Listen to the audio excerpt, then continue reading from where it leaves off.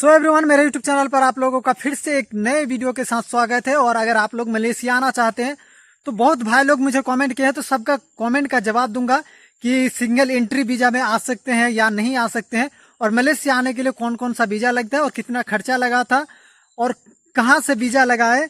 बहुत सारे ऐसे जो सवाल है तो मैं जवाब देने का कोशिश करूंगा। जो जो मैं इंपॉर्टेंट जो जवाब है मैं आप लोगों को देने का कोशिश करूंगा। तो वीडियो में अंत तक बने रहे दोस्तों। और अगर अभी तक मेरे यूट्यूब चैनल पर नए हैं तो प्लीज मेरे यूट्यूब चैनल को सब्सक्राइब करके बेल आइकन को प्रेस कर दीजिए।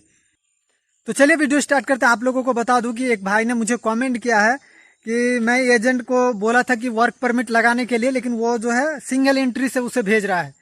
तो क्या करूं भाई, ये सही है या नहीं है?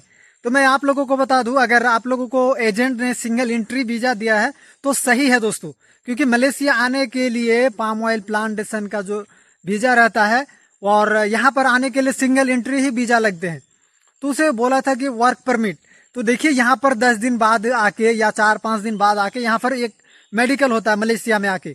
इस मेडिकल में अगर आप फिट होते हैं तो फिर 1 साल के लिए यहाँ पर वर्क परमिट लगा दिया जाता है, जिससे आप 1 साल यहाँ पर काम कर सकते हैं बेझिझक और बेफिक्र होके।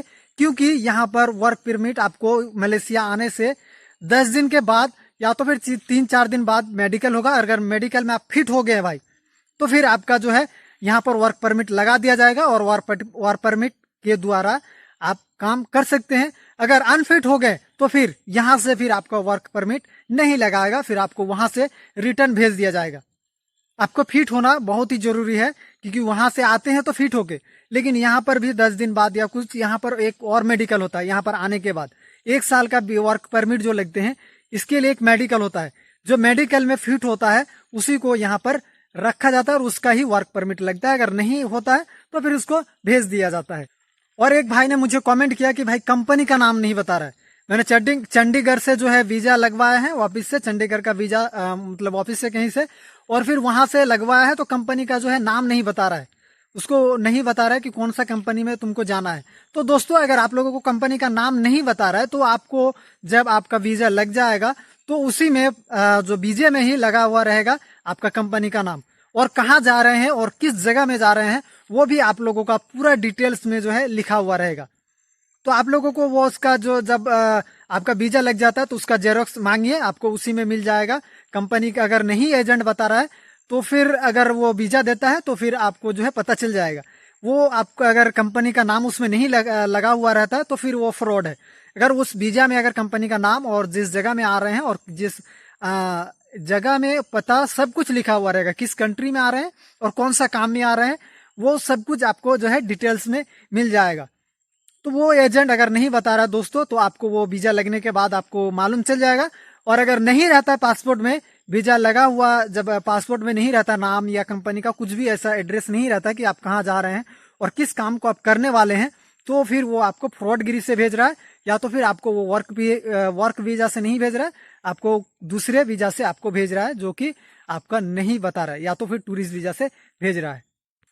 और एक भाई ने बहुत ही अच्छा सवाल पूछा है, बहुत ही इंपॉर्टेंट, कि भाई आप किसके थ्रू गए हैं। ये सवाल जो है बहुत लोगों का मन में रहता है और बहुत लोग मुझे पूछते हैं ये सवाल कि भाई आपका जो है किसके थ्रू गए हैं, आप किसके जरिए गए हैं मलेशिया।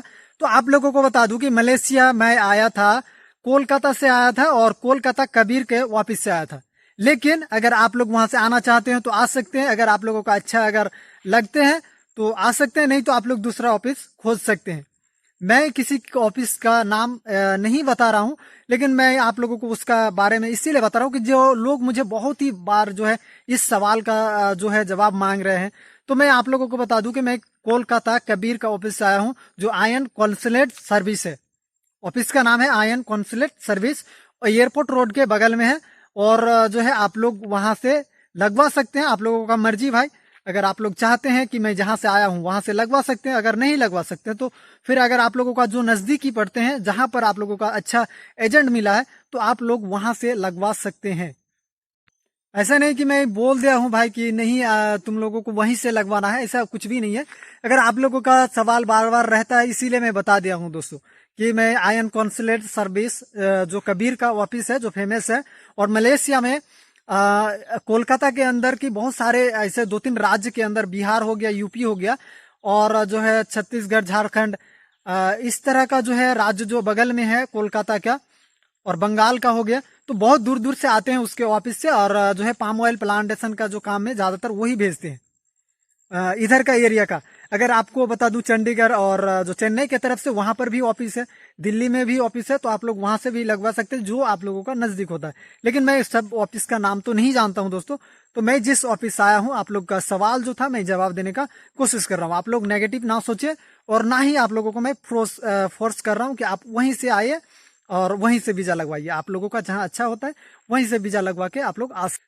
और एक भाई मुझे सवाल करते हैं कि भाई वहां पर जो है आप जो गए हैं प्लांटेशन का काम में, तो आप लोगों को खर्चा कितना आया था? जैसे हम आए थे यहाँ पर मलेशिया, तो यहाँ पर खर्चा कितना लगा था आने के लिए?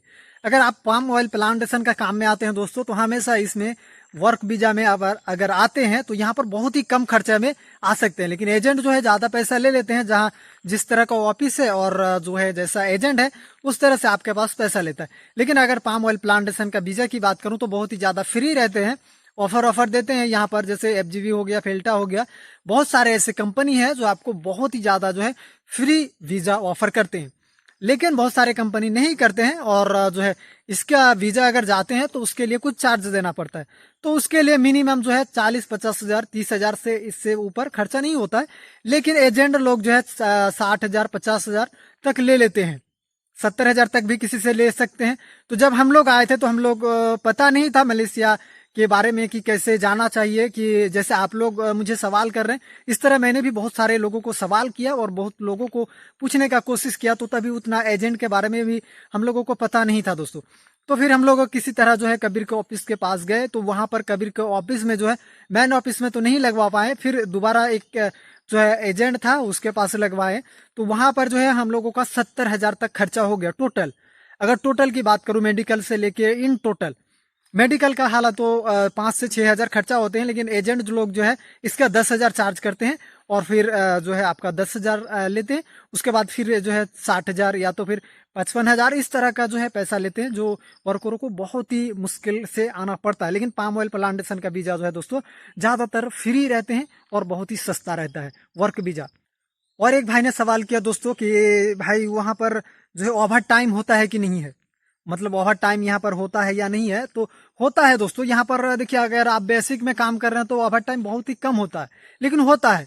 अगर कहीं कहीं बात करूं तो ओवर टाइम बेसिक में आपको काम करना, और यहाँ पर अगर आप बेसिक में काम करते हैं तो फिर ओवर टाइम कभी कभी होता है। ऐसा नहीं कि आपका डेली ओवर टाइम होगा, कभी कभी होता है। लेकिन बेसिक में काम करना यहाँ पर आके अच्छा नहीं है, क्योंकि बेसिक में आप अगर काम करते हैं तो अभी तो 1700 रिंगित हो चुका है, और जो है आपका जो है सैलरी तो 1700 रिंगित देगा। लेकिन अगर आप कॉन्ट्रैक्ट में लेके काम करते हैं, दोबारा अंक में लेके काम करते हैं, तो उसमें ज्यादा इनकम है।